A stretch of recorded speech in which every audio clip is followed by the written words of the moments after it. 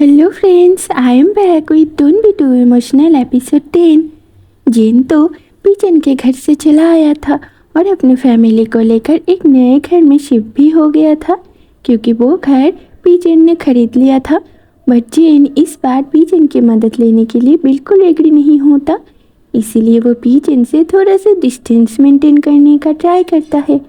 हालांकि वो अभी भी पिजन से प्यार करता है एंड स्टिल वो पिजन के सेक्रेटरी के तौर पर काम भी कर रहा होता है। दैट्स वाई वो नेक्स्ट डे ऑफिस जाता है, बट वो अभी तक पिजन से नाराज़ है, इसलिए वो उससे काम के अलावा कोई और बात नहीं करता। तो जेन जब पिजन के पास कुछ फाइल साइन करवाने जाता है, तभी पिजन उससे पूछता है, क्या तुम अभी भी मुझसे नाराज़ हो? पिजन का क्वेश्चन सुनकर जेन पिजन की तरफ देखकर कहता है, नाराज़? मैं बस एक सेक्रेटरी हूँ, क्या मुझे हक है सीईओ से नाराज़ होने का? अब जेन की ये बात सुनकर पिजन समझ जाता है कि जेन अभी भी उससे बहुत ही ज़्यादा एंग्री है। तो पिजन जेन से कहता है, जेन और कितने दिनों तक तुम मुझसे ऐसे नाराज़ रहने वाले हो?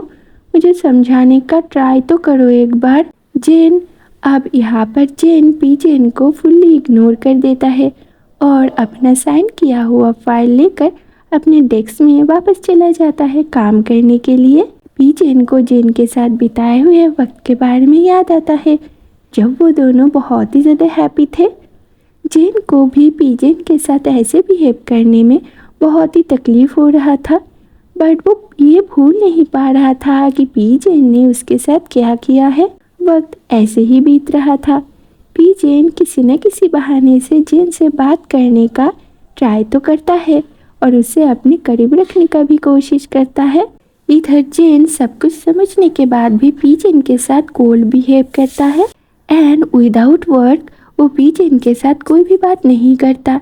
ऐसे ही एक दिन जब जेन ऑफिस के बाद घर आता है, तो वो देखता है जेन और उसके मॉम डैड के बीच में किसी बात को लेकर सीरियस कन्वर्सेशन चल रहा है।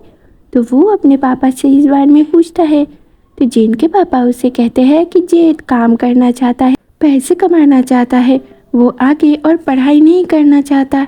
ये बात सुनकर जेन उसे समझाने का कोशिश करता है कि जेन अभी छोटा है, उसे अभी पढ़ाई छोड़कर पैसे इनकम करने के बारे में सोचने की कोई ज़रूरत नहीं है। अगर वो अच्छे से पढ़ाई करेगा तो इन फ्यूचर उसे अच्छा जॉब मिलेगा, अभी वो है ना, वो सब संभाल लेगा। बट जेन से कहता है कि उसे पढ़ाई नहीं करना, उसे काम करना है एंड वो अपने एक्शंस की रिस्पॉन्सिबिलिटी लेना चाहता है। जो भी मेस उसने क्रिएट करा है उसे क्लीन करने के लिए वो भी अपना फैमिली की मदद करना चाहता है। तो जैसे कि जेन किसी की बात नहीं सुन रहा था, तो कोई भी उसे और कन्विंस करने का ट्राई नहीं करता। जेन बैल्कनी में खड़ा होकर कुछ सोच रहा था, तभी जेन वहाँ पर आता है और जेन को सोचते हुए देखकर उससे पूछता है, तुम्हें क्या लगता है तुमने जो किया उससे पिजन खुश होगा? तुम ये क्यों भूल रहे हो कि आज जो सब हमारे साथ हो रहा है उसमें सारी गलती मेरी है? अगर मैं पिजन से हेल्प नहीं मांगता तो उसे भी ये सब करना नहीं पड़ता। तो अगर तुम मुझे माफ़ कर सकते हो तो पिजन को क्यों नहीं? अब जेन की ये बात सुनकर जेन को लगता है कि कहीं उसने इस बार भी इमोशन में बहकर पिजन के साथ कुछ ज़्यादा तो नहीं कर दिया ना।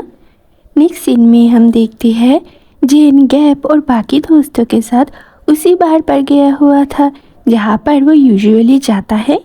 तो वहाँ पर सब कुछ सुनने के बाद गैप भी उससे कहता है, अच्छे से सोच लो जेन, कहीं इन सब में पढ़कर तुम हमेशा के लिए पिजन को खो ना दो, फिर तुम्हारे पास रिग्रेट करने के अलावा और कुछ नहीं रहेगा। तभी वहाँ पर अनाउंस होता है कि आज एक स्पेशल परफॉर्मेंस होने वाला है जो कि पिजन का था एंड वो जेन के लिए पियानो बजाता है इन सभी के सामने जेन को सॉरी भी कहता है।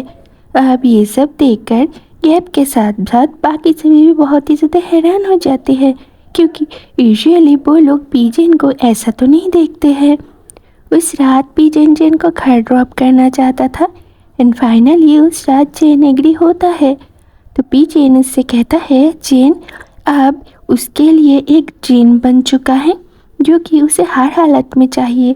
आज तक वो सभी का ड्रीम पूरा करता था, पर आज उसका भी एक ड्रीम है जो कि वो किसी भी हालत में खोना नहीं चाहता। तो पिजन की ये बात सुनकर जेन भी बहुत ही ज़्यादा इमोशनल हो जाता है। सो मे बी वो दोनों यहाँ पर किस भी कर सकते हैं। एंड इंफॉर्मेशन के मुताबिक पिजन उस रात जेन को अपने घर पे लेकर जाता है एंड जेन भी हैप्पीली वहाँ पर जाते हैं और दोनों में फिर से इंटीमेसी दिखाया जाता है। सो देखते हैं मैंने जैसे बताया है वैसा होता है या नहीं। सो ओके गाइस, आज की इस पार्ट में बस इतना ही। मिलता है अगले वीडियो में किसी और नई स्टोरी के साथ। तब तक के लिए बाय बाय दोस्तों।